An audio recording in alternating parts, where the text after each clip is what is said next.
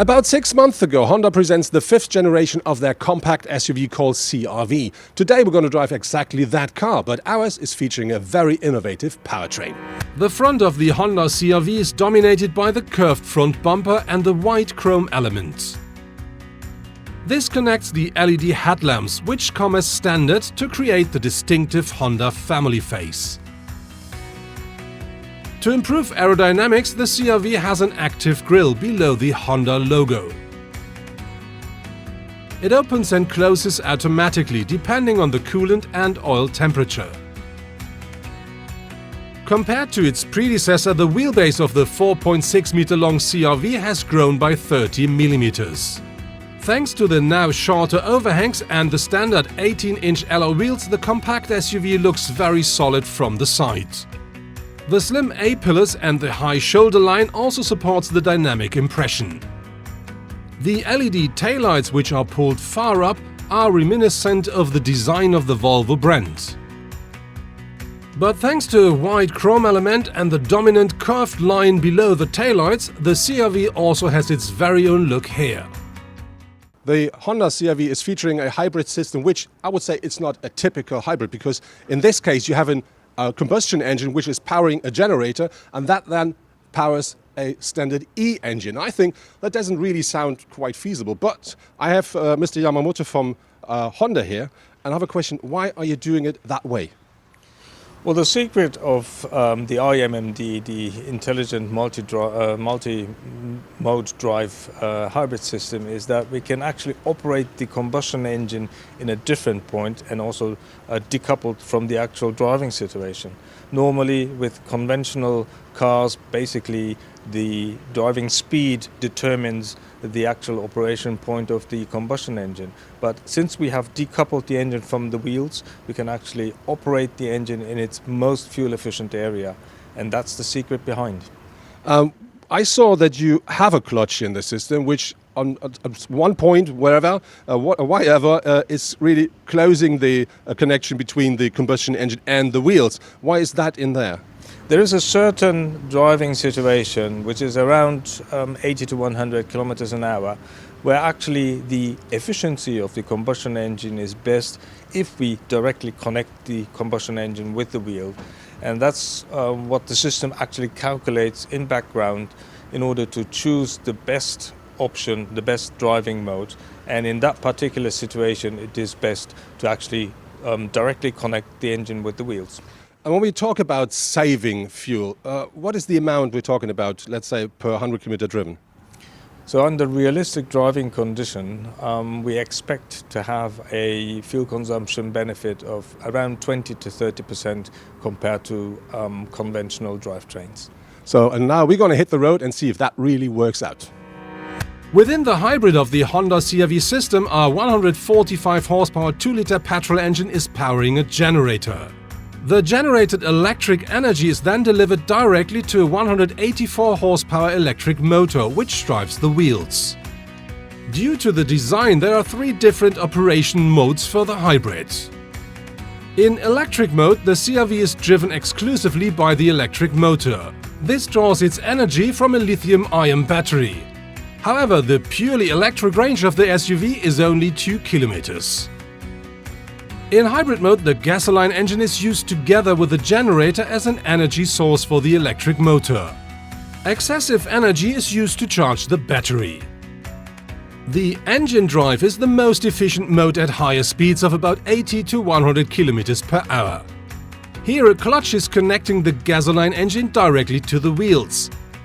In this mode, the electric motor only works as a supplier for additional power required, for instance during strong acceleration.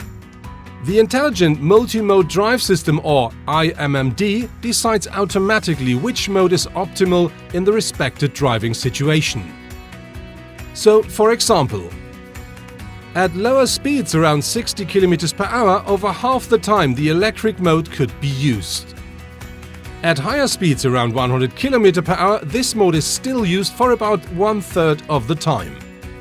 Thanks to the very efficient drive, Honda says the consumption of the 1.7-ton compact SUV should only be 5.3 liters per 100 km driven. The electric engine of the a CR-V hybrid offers 184 horsepower or 135 kilowatts and 350 newton meters of maximum torque. And this is enough for a top speed of 180 kilometers per hour and for a very comfortable drive.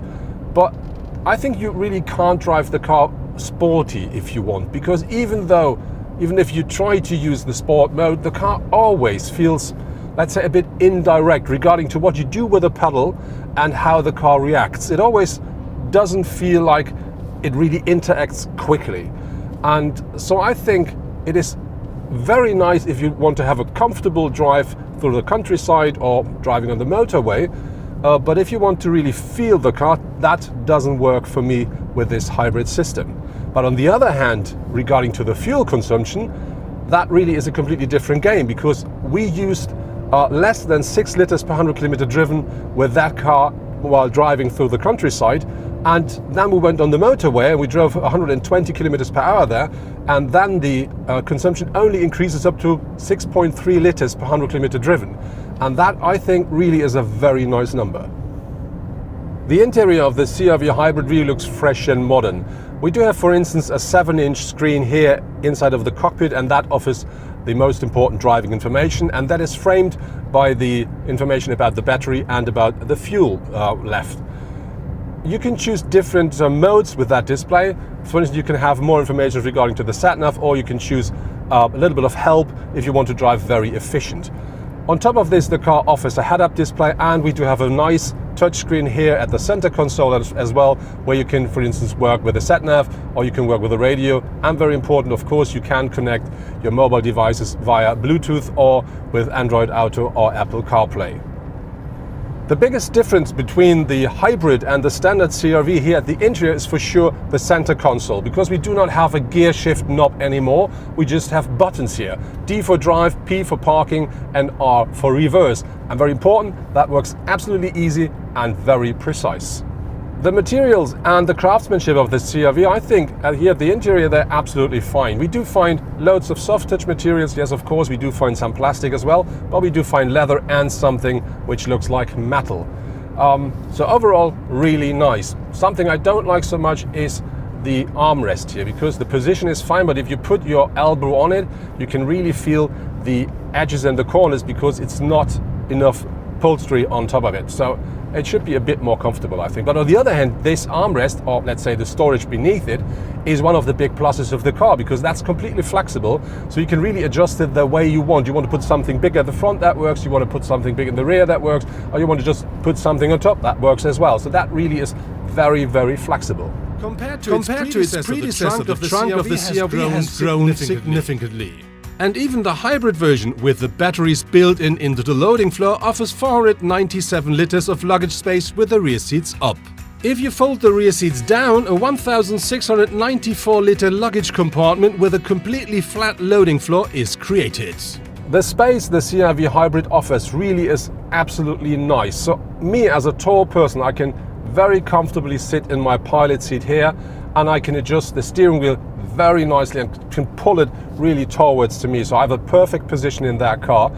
And very interesting here is that the new wheelbase, which increases massively regarding to the predecessor, the extra space that offers in the interior, that nearly went completely to the second seat row. And this is something where we're talking about 5 more centimeters of space behind me, and then it happens that I can sit even behind me absolutely comfortably. So this is something that is not working in every compact SUV. The Honda CR-V really offers everything you need to enjoy, let's say, an easy drive on a motorway, because normally inside of the car it's really quiet here, but at the moment the tarmac we're driving over is not very good, so this is the noise you may hear. But if you normally drive the car, that you really do not hear the engine at all. It's very quiet in here. And of course the car offers everything you need for an enjoyable drive. Like, you do have an adaptive cruise control, which really works well. You do have an active lane assist that really keeps the car on the track easily and very smooth. And so that all together is really a nice package. And very important regarding to the lane assist is that this car really gives you loads of time until you have to put your hands back actively on the steering wheel. And this is something that really makes the drive a little bit more comfortable. The standard of the Honda CR-V includes things like an adaptive cruise control, active lane departure warning, and traffic sign recognition. Optional are the blind spot assist, the parking assist, and a rear view camera. The Honda CR-V Hybrid is available in the trim levels Comfort, Elegance, Lifestyle, and Executive. Depending on the version selected, the CR-V will then have extras such as leather interior, a head-up display, or an electric tailgate with hands-free function. Something I don't like so much with the powertrain is that Honda tries to create something which works together. Like when you drive fast, the revs of the engine are quite high, just to give you something that feels like it is combined. But if you then push the pedal to the metal, the combustion engine, as you can hear now, just accelerates and the revs are going up, up, up. But the car doesn't accelerate the same way, and even though the car is then still accelerating, the revs of the combustion engine, they do not change anymore. And that really gives you the feeling of completely disconnection. And on the other hand, if you stay on the pedal and you still want to accelerate, the noise level in the car is really increasing dramatically. The CR-V is Honda's first hybrid SUV in Europe and needs to compete with cars like the new Toyota RAV4. Toyota's hybrid SUV starts from around €32,000. Despite a system output of 218 horsepower, the consumption of the RAV4 hybrid should only be 4.6 liters. And so it is even lower than the level of the Honda. With 180 km per hour, the top speed of the RAV4 hybrid is the same as with the Honda. That was my first test drive with the new Honda CR-V as a hybrid. What I really like with the car overall is the exterior design and the amount of space the car offers in the interior, because for a compact car, that car really is spacious.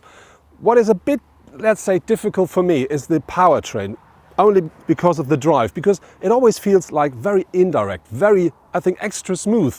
And this is something that really is not my cup of tea, because I like more sporty driving. But on the other hand, the fuel consumption of that car really is absolutely fabulous. If you're interested in this kind of a car in Germany, you have to pay at least €32,290 for the base model. If you want the executive version, then that includes the all-wheel drive as well, you have to pay at least €43,490.